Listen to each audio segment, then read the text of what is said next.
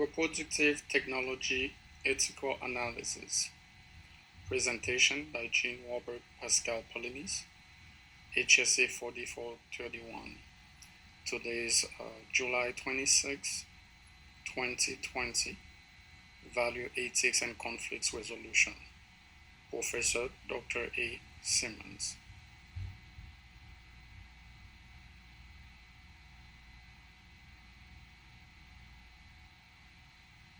Ladies and gentlemen, good afternoon. The reason that we choose to talk about reproductive technology this afternoon, it is because it's an important medical avenue. There are so many people relying on that technology to make their dream come true, to have a child, because somehow these people were unable to conceive. Many technologies Many technologies are available now to assist those people. In vitro fertilization, embryo transfer, frozen embryo transfer, gamete intrafallopian transfer, zygote intrafallopian transfer. These technologies are available to help these people reach their dream, their goal, having a child, start a family.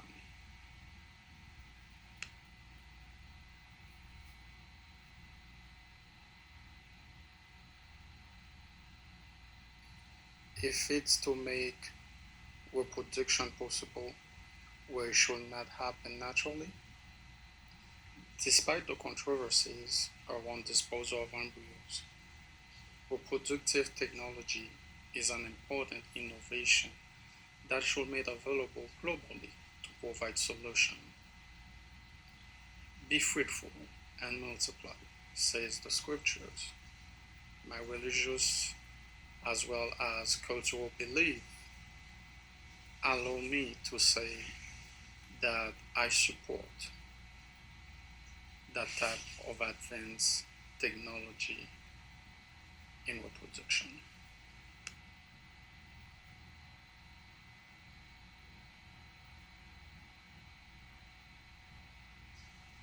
Reproductive technology has a bright future. It will get more sophisticated and that more groundbreaking discoveries will be made. In an effort to improve the success rate of assisted reproduction in the future, there is need to consider improving embryo quality that might aid in rapid identification and transfer. Especially, there is likely to be a rise in the use of sophisticated genetic techniques that involve microchips good enough to predict genetic makeup of embryos.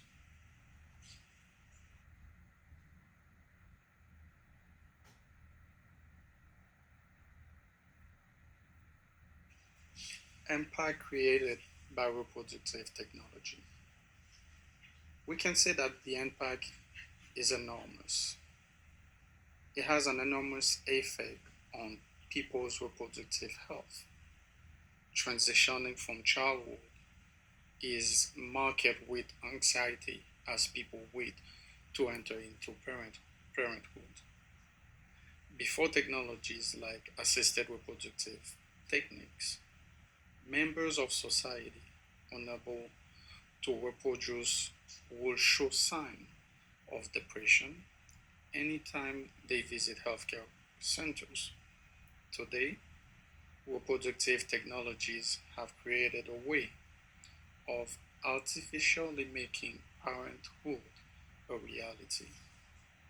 Also, this invention has made healthcare providers work easier and fulfilling.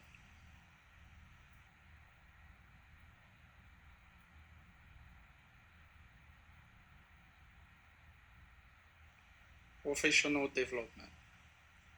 Current and upcoming healthcare providers will need frequent trainings in form of continuous professional development in order to keep their knowledge and skills updated in regard to reproductive technology as of any field. The training should be a continuous process which is outside the format undergraduate programs aimed at helping healthcare providers maintain skills and knowledge in their field while improving skills in line with reproductive health new innovation.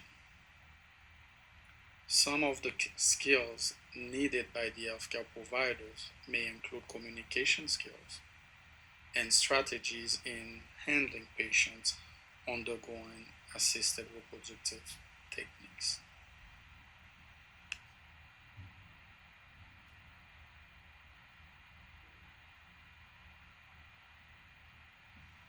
Possible training to future personnel. To further enable future innovations in reproductive technology to work properly, there is need to embark on train future personnel extensively on reproductive health technologies is a must. Possible areas of training include complex operations and genetics oriented fertilization. The reason for training on these areas is because more fine tuned techniques are being invented which require a high level of expertise. Training will most likely focus on making selected personnel able to conduct embryos assessment and micromanipulation, which require a high level of accuracy better.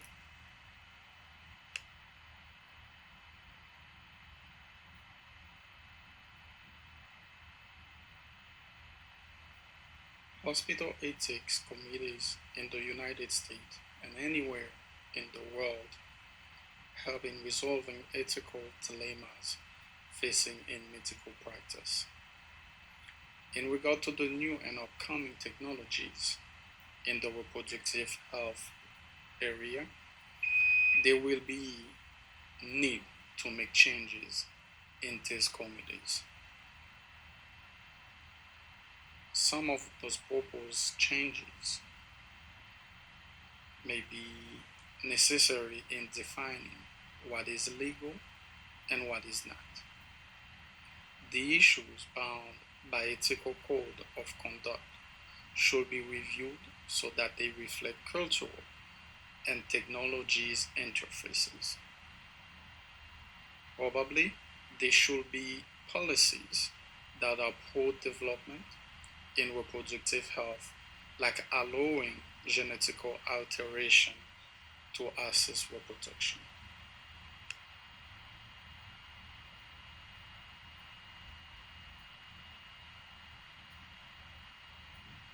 Ethical theories are essential when making ethical decisions in the medical practice. Four theories are at the core of medical practice. Beneficence. This theory dictates that decisions should be made when they are for the public good. Through this theory, healthcare practitioners are able to ethically discern what is right for the people they are serving and make ethical decisions easily. You also have autonomy. The theory advocates for autonomy. Healthcare professionals should allow patients to have an opinion in their medical journey. Deontological. This theory advocates for medical practitioners to ensure their actions maximize the happiness of their clients. The focus should always be in the satisfaction of the patients. And then virtue. Virtue emphasizes that interaction should be guided by personal honesty, character, and wholesome uprightness.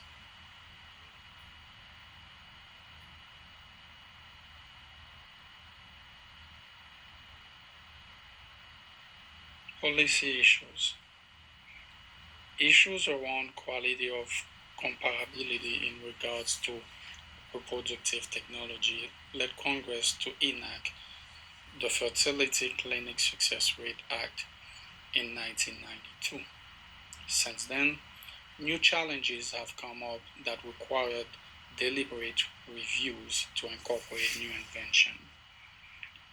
Some suggested review: the data that the Act requires clinics conducting assisted reproduction procedures to submit to the CDC should be trimmed to protect privacy. Moreover, the policy should be formulated to allow more healthcare providers to carry out genetics research and fertilization tests. Insurance and healthcare reform.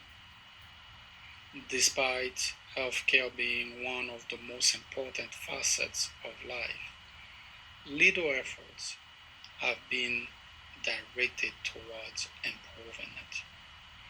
Insurance as well as healthcare in the United States require reforms to make them more accessible and affordable. Particularly, research shows that the cost of healthcare in the United States system is twice as high as any other first world country.